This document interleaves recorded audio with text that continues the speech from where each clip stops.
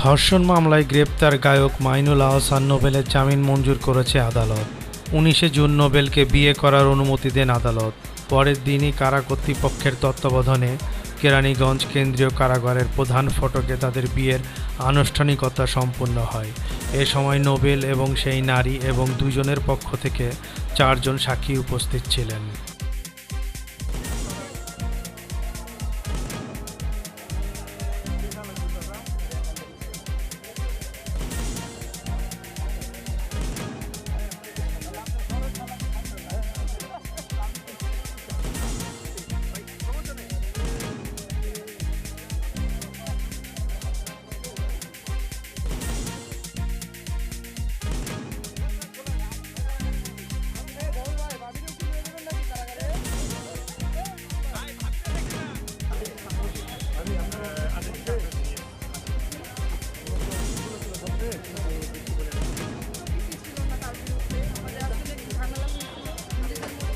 অভিযোগ না থাকলে আটক হয় কিভাবে?